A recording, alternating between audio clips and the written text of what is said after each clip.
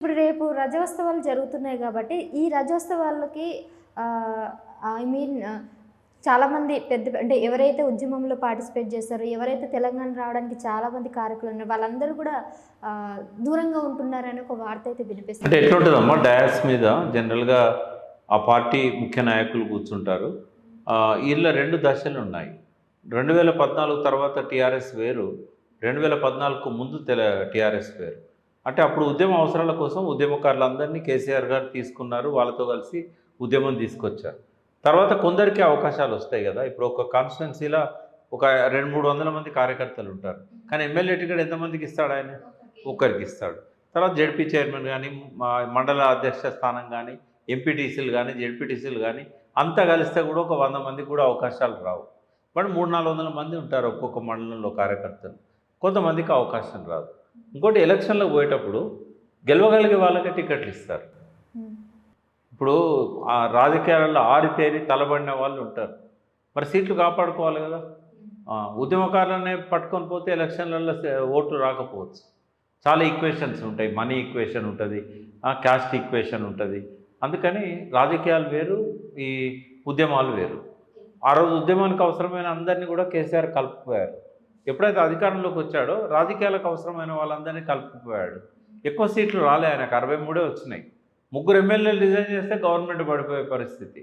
అందుకని తలసాని శ్రీనివాస్ యాదవ్ లాంటి వాళ్ళను, ఇతర పార్టీల వాళ్ళందరినీ కలుపుకోవాల్సి వచ్చింది. ఎందుకంటే పార్టీ నిలబెట్టుకోవాలి కాబట్టి. కాబట్టి ఈ 11 ఏళ్లలో వీళ్ళే మంత్రుల లైన్లు, వీళ్ళే ఎమ్మెల్యే లైన్లు, ఇక వాళ్ళు డాష్ మీద వాళ్ళే ముందు వరుసలో ఉంటారు. ఉద్యమకారులలో కొంతమంది మాలాంటి వాళ్ళని కేసీఆర్ తప్పకుండా ఆహ్వానించి ఉంటాడు. నాకైతే వచ్చింది ఆహ్వానం, రేపు పోతున్నా. బట్ అక్కడ పోయినాక తెలుస్తుంది ఎంతమంది వచ్చారు, ఎంతమంది రాలేదనేది. ఈ మధ్యన హరీష్ రావుని కూడా పక్కన పెడుతున్నారు బీఆర్ఎస్ పార్టీ అని వింటున్నాను సార్. నిజమేనా? అంటే ఆయన ఎక్కడైనా 25 సంవత్సరాల ఆవిర్భావానికి సంబంధించిన ఈ ఐకాన్స్ ఏవైతే వాళ్ళు క్రియేట్ చేశారో పేపర్లలో యాడ్స్ కానీ ఇట్లాంటివి, అందులో కొన్నింటిలో ఆయన ఫోటో మిస్ అవుతున్నది.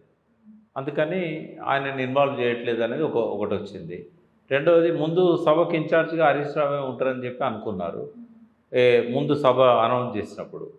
తర్వాత ఆ ఇన్ఛార్జ్గా ఆయన ఎక్కడ కనబడట్లేదు. తర్వాత ఆయనకు ఓన్లీ బాధ్యతలు ఏమి ఇచ్చినట్టు కనబడతలేదు. ఉంటే బయట కనబడేవాడు మనకు. సభ ఏర్పాట్లు, వేదిక ఏర్పాట్లు, ఈ పరిశీలన కోసం కూడా ఆయన పోయినట్టు లేదు. ఇప్పుడు ఎక్కడ కనిపించట్లేదు అదే. బహుశా ఈ బాధ్యతలన్నీ కేటీఆర్ గారు వర్కింగ్ ప్రెసిడెంట్గా ఆయన తీసుకున్నట్టు కనబడుతుంది. అంత మాత్రాన ఏదో వాళ్ళ మధ్య గ్యాప్ వచ్చిందని అనుకోవాల్సిన అవసరం లేదు. అంటే వేరే ఇతర కార్యక్రమంలో బిజీ ఉండొచ్చు.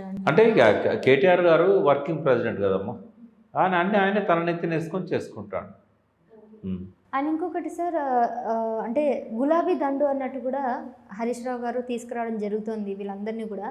సార్, ఎల్కతుర్తి ఈ సభ మొత్తం కూడా అక్కడే జరగడానికి అసలు కారణం ఏంటి? ఆ స్థలాన్ని ఎందుకు ఎంచుకోవడం జరిగింది? అంటే మొదటి నుంచి కూడా వరంగల్ ఉద్యమానికి మంచి వెన్నుముకలాగా ఉన్న జిల్లా అది. పోరుగడ్డ అంటాం మనం, ఓరుగల్లును. నా నేటివ్ ప్లేస్ కూడా అక్కడే.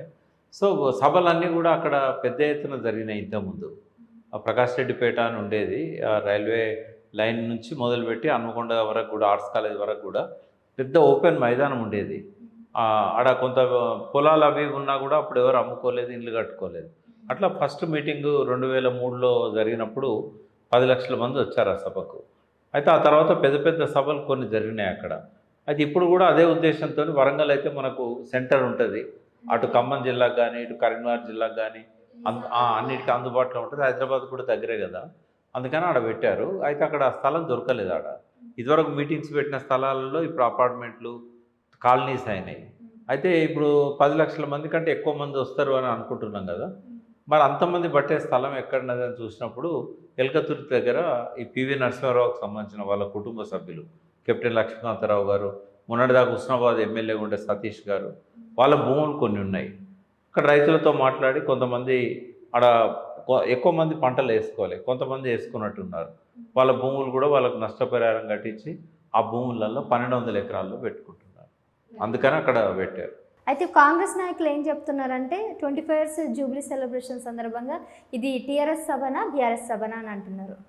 ఇప్పుడు మీ పేరు సహస్ర, మీ అంతకుముందు మీ పేరు సుబ్బమ్మ. అయితే సుబ్బమ్మ పేరు బాగాలేదనుకొని ప్రొసీజర్ ప్రకారం ఏం చేసినావు, నువ్వు గెజెట్ అప్లై చేసినావు, నా పేరు సహస్ర అని మార్చుకున్నావు. ఇది మార్చినంత మాత్రాన నువ్వైతే మారవు కదా, నీ బర్త్డే మారుతుందా? బర్త్డే అయితే సేమ్ ఉంటుందా?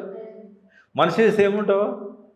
కాబట్టి నువ్వు నీ పాత పేరు తీసేసినా కొత్త పేరుతో చేసుకున్నా మనిషి నువ్వే, బర్త్డే నీదే. కాబట్టి తెలంగాణ రాష్ట్రంతో అన్నా భారత రాష్ట్రంతో అన్నా పార్టీ ఒకటే. కాబట్టి దాన్ని మనం క్వశ్చన్ చేయాల్సిన అవసరం లేదు. పేరు మారింది అంతే. పేరు మారింది తప్ప ఆవిర్భావ దినం సేమ్ ఉంటుంది. అంటే చాలా ఇయర్స్ నుంచి వస్తుంది కదా, టీఆర్ఎస్గా ఆవిర్భవించినటువంటి ఈ పార్టీ బీఆర్ఎస్గా మారినందుకే వాళ్ళకి అపజయం తప్పలేదు. అది కూడా ఒక కారణం. ఇప్పుడు నేను మొత్తం లెక్క పెడితే బలమైన కారణాలు ఒక 20 ఉంటాయి. ఆ 20లో ఇది కూడా ఒకటి కారణం. కారణం.